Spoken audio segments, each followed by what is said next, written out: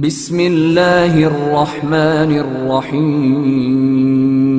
بسم اللہ الرحمن الرحیم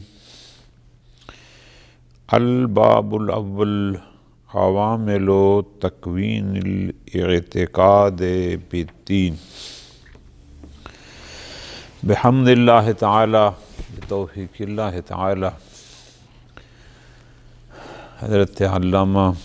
مفسر قرآن شیخ محسن علی النجفی دامت برکاتہ العالیہ کی ایک عظیم علمی کتاب، بہترین کتاب جو انہوں نے رد الحاد میں لکھی، الحادی باطل نظریات کے ابطال میں لکھی، اور توحید کی حقانیت کے حوالے سے یہ کتاب ہے۔ ہم انشاءاللہ آج شروع کر رہے ہیں اس کو، اللہ پاک ہمیں توفیق دے کہ ہم اس کو آخر تک پہنچا سکیں اور اس کو ہمارے لیے زیادہ آخرت قرار دے۔ گزشتہ درس میں جہاں میں نے صاحب کتاب کے تعارف کے لیے تھوڑی سی مختصر سی باتیں کی تھیں، اجمالی گفتگو ہوئی تھی کہ الحاد یعنی دین کا انکار، اللہ کا رسال انکار، جنت و جہنم کا انکار وغیرہ وغیرہ، یعنی کل جو دین ہے اس کا انکار، یہ کوئی نئی بات نہیں، یہ پرانی بات ہے، مدتوں سے چلی آ رہی ہے۔ اللہ کے نمائندے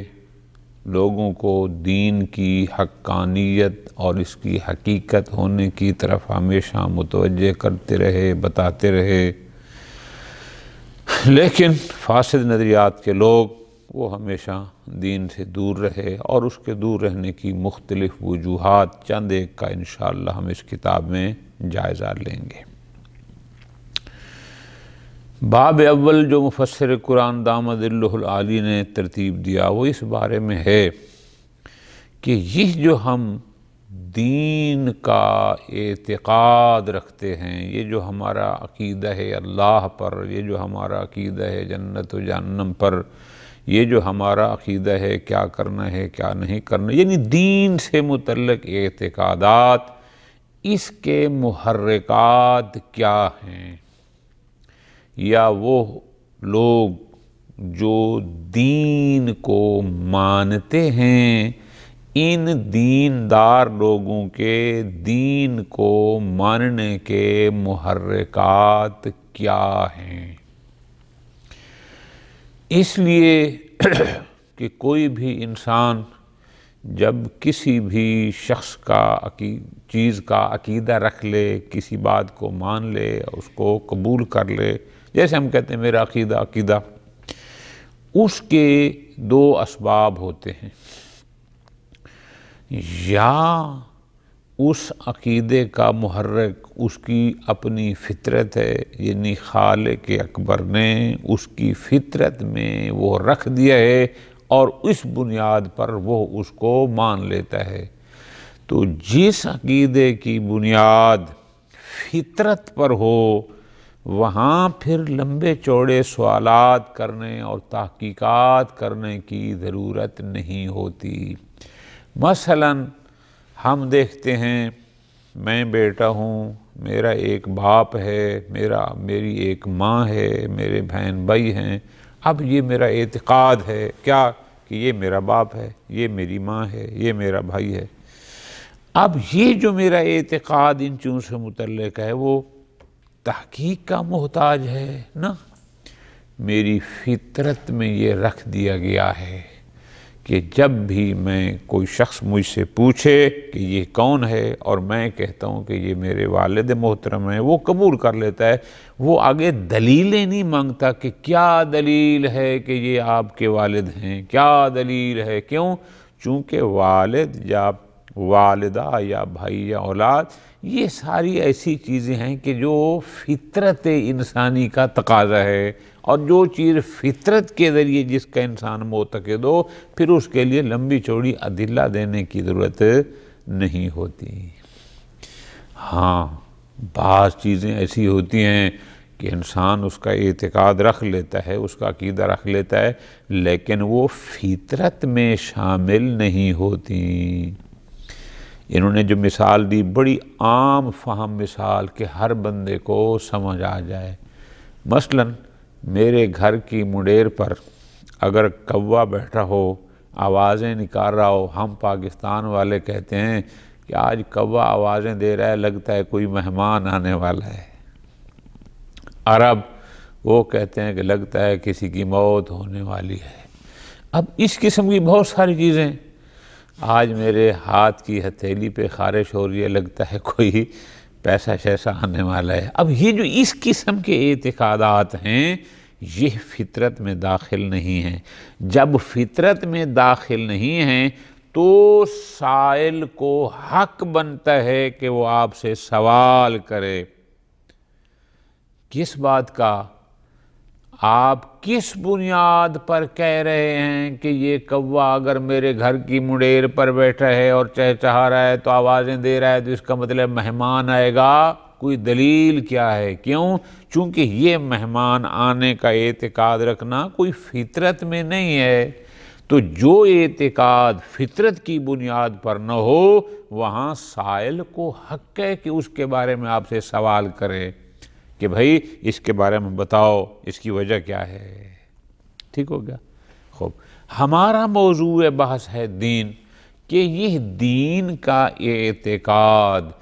آیا فطرت انسانی میں داخل ہے؟ اگر دین کا اعتقاد ایک فطری چیز ہے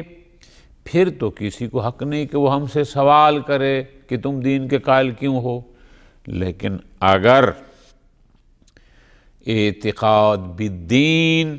فطرت میں داخل نہیں ہے، یہ فطری چیز نہیں ہے، پھر سائل کو حق پہنچتا ہے کہ وہ سوال کرے کہ تم لوگ کیوں دین کے قائل ہو۔ اور یہی وجہ ہے کہ دین کے اعتقاد کے بارے میں دو قسم کے نظریات آ گئے۔ ایک یہ جس کے ہم قائل ہیں کہ اعتقاد بالدین فطرت انسانی میں داخل ہے، دین کا اعتقاد ایک فطری چیز ہے، کوئی غیر فطری چیز نہیں ہے، یہ ہمارا اعتقاد ہے اور ہم انشاءاللہ آگے اس کو ثابت کریں گے۔ دوسرے حضرات وہ اعتقاد بالدین کو فطری قرار نہیں دیتے، انشاءاللہ ہم پڑھیں گے آگے تفصیلات۔ کسی نے کہا جی اصل میں اقتصادی مسئلہ ہے، چونکہ کچھ لوگ امیر ہو گئے کچھ لوگ غریب ہو گئے، تو پھر غریب لوگ اپنے آپ کو مطمئن کرنے کے لیے کہتے ہیں کہ بس جی ایک دن قیامت آئے گی اور ظالموں سے اور جو غاصب ہوں گے ان سے حق لیا جائے گا، اور اس سے اپنے آپ کو مطمئن کرتے ہیں۔ تو یہاں سے ایک دینی نظریات وجود میں آ گئے، اور پھر یہ طبقاتی تفاوت، امیر اور غریب کا تفاوت، اس نے جنم دیا۔ یعنی وہ یہ کہتے ہیں کہ دین کا اعتقاد کوئی فطریات میں شامل نہیں ہے، اس کے عوامل خارجی ہیں، خارجی محرکات ہیں، اور ان کی بنیاد پر لوگ پھر دین کا اعتقاد رکھنا شروع ہو گئے، لہٰذا اس وجہ سے ہم ان سے پوچھنے کا حق رکھتے ہیں۔ یہ دو نظریات ہیں۔ ہم انشاءاللہ اس کتاب میں جو مفسر قرآن دامد اللہ العالی نے ترتیب دی ہے، ہم ان چیزوں کا جائزہ لیں گے کہ جو لوگ یہ کہتے ہیں کہ دین کا اعتقاد فطریات میں نہیں، اس کے عوامل خارج از فطرت ہیں، اقتصادی معاملات ہیں، یا فرض کرو جہالت ہے کہ چونکہ ان کو پتہ نہیں تھا کہ بارش کیسے برستی ہے تو بس ان کا پھر اعتقاد ہو گیا کہ ایک اللہ ہے اور اللہ قادر مطلق ہے اور وہ بارشیں برساتا ہے، ہمیں پتہ نہیں، لیکن اب تو ہمیں پتہ لگ گیا کہ بارش کیسے برستی ہے، ہم برسا بھی سکتے ہیں، لہذا دین کی کوئی ضرورت نہیں ہے۔ یہ انشاءاللہ ساری آئیں گی کہ وہ لوگ کیا کہتے ہیں کہ لوگ دین کا اعتقاد کیوں رکھتے ہیں، اور ہم انشاءاللہ مقابل میں یہ بتائیں گے کہ ان کے نظریات فاسد ہیں اور ہم جو کہتے ہیں کہ اعتقاد بالدین فطریات میں ہے، یہ ہے درست ہے۔ تو انشاءاللہ ہم ایک ایک کر کے ان سب کو موضوع بحث قرار دیں گے۔ الباب الاول، عوامل و تکوین الاعتقاد بالدین۔ کیا محرکات ہیں عوامل کیا کہ اعتقاد بالدین وجود میں آیا، یعنی کس وجہ سے لوگ دین کا اعتقاد رکھتے ہیں، اس کے علل و اسباب کیا ہیں، اس کے محرکات کیا ہیں۔ فرماتے ہیں، شروع یہاں سے کرتے ہیں، اذا کان الاعتقاد بشیء، کہ جب بھی کوئی شخص کسی چیز کا اعتقاد رکھتا ہے دو طرح سے، اگر اس کا اعتقاد من قبیل التطیر والتشاؤم، تطیر کہتے ہیں تطیرہ یعنی تفاعلہ، فعال لینا، یہ فعال نہیں لیتے جیسے میں نے مثال دی کوے والی، والتشاؤم، تشاؤم کیا ہوتا ہے یعنی بدشگونی لینا، نحوست کا فعال لینا۔ خوب، اذا کان الاعتقاد بشیء، کہ اگر کوئی بندہ کسی شے پر اعتقاد رکھتا ہے لیکن وہ صرف فعال اور بدشگونی کی بنیاد پر ہے، من اشیاء، مختلف چیزوں سے، کہ جا رہا تھا راستے سے بلی گزر گئی، اب اس کا خیال ہے کہ اب میرا کام نہیں ہوگا، اس کا اعتقاد یہ نہیں ہوگا چونکہ بلی نے میرا راستہ کاٹ لیا، یعنی اس قسم کی چیزیں جو ہمارے معاشرے میں عام ہوتی ہیں۔ مثال دے رہے ہیں، مثلا کصوت الغراب، کہ ہمارے گھر کے منڈیر پر کوا بیٹھا ہے اور وہ آوازیں نکال رہا ہے، فَإِنَّهُ عَلَامَةُ الْبَيْنِ عِنْدَ بَعْض، بعض لوگ کہتے ہیں کہ یہ علامت ہے جدائی کی، کہ کسی کی موت ہونے والی ہے، وَعَلَامَةُ الْوِصَالِ عِنْدَ آخرین، بعض کہتے ہیں آخرین، بعض کہتے ہیں نہیں بلکہ یہ وصال کی علامت ہے، کوئی آنے والا ہے، کوئی ملنے والا ہے، جیسے ہمارے پاکستان میں ہم کیا کہتے ہیں، کوئی مہمان آنے والا ہے مثلا۔ فَالْبَاحِث يَتَسَاءَلُ عن عوامل تکوین هذه العقیدہ، جو باحث ہے، جو محقق ہے، جس نے اس عقیدے کی بنیاد کو سمجھنا ہے، اس کو یہ حق پہنچتا ہے کہ وہ سوال کرے کہ یہ عقیدہ تمہارا کس بنیاد پر ہے، کیوں تم کہتے ہو کہ جناب کوا آواز یا لہذا مہمان آئے گا یا کوئی مرنے والا ہے، آخر وجہ، اس کے بارے میں سوال کرنے کا وہ حق رکھتا ہے۔ ٹھیک ہو گیا؟ اس لیے کہ یہ کوئی عقیدہ ایسا نہیں ہے جس کا فطرت سے تعلق ہو۔ اما اذا کان وراء العقیدہ والایمان بشیء عوامل الفطرہ، لیکن اگر کسی عقیدہ کے پیچھے اس عقیدہ اور اس پر ایمان لانے کی وجہ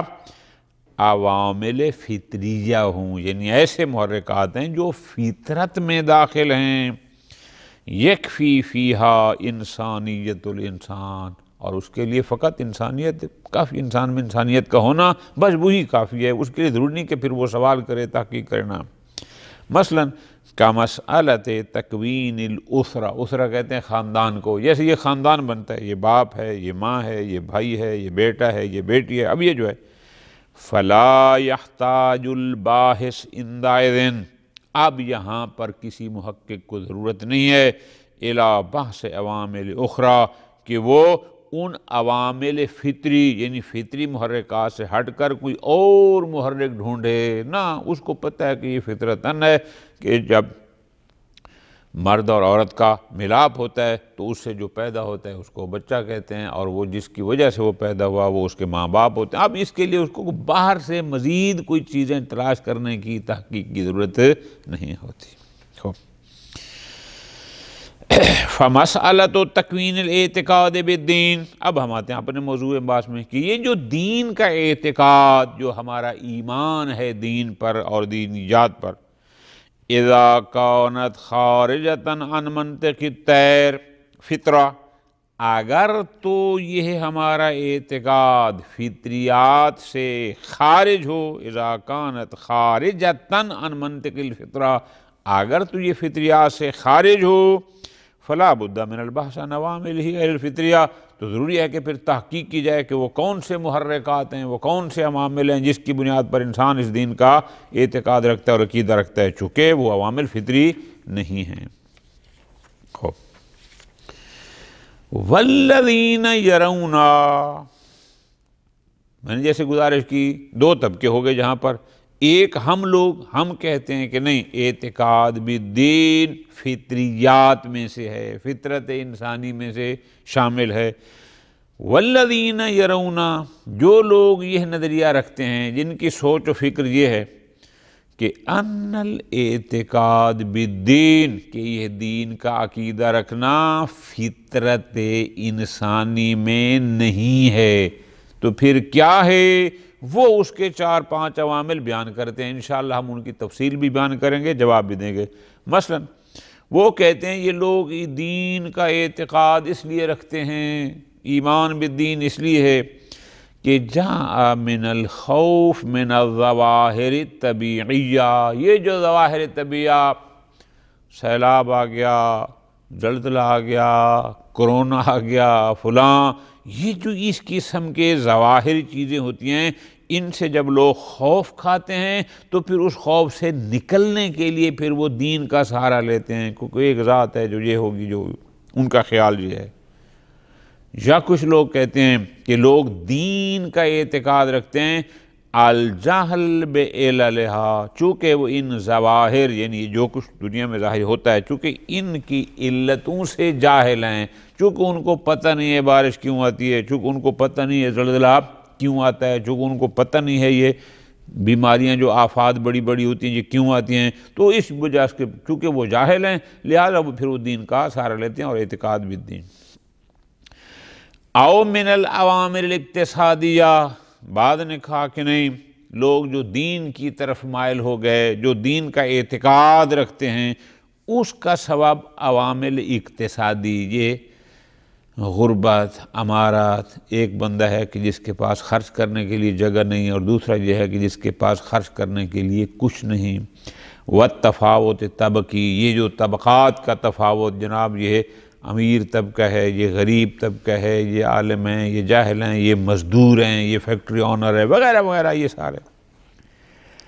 اویل حرمان الجنسی، یا جو جنسی محرومیت، کیا مطلب؟ کیوں جناب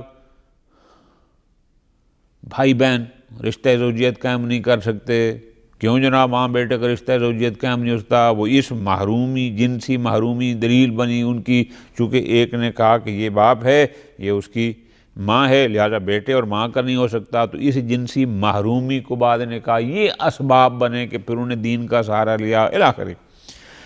ایسے لوگ جو ان چیزوں کو اعتقاد بالدین کی وجہ سمجھتے ہیں، اور انشاءاللہ ہم ایک ایک کر کے بیان بھی کریں گے اور ان کا رد بھی پیش کریں گے، یفرضون، وہ یہ فرض کرتے ہیں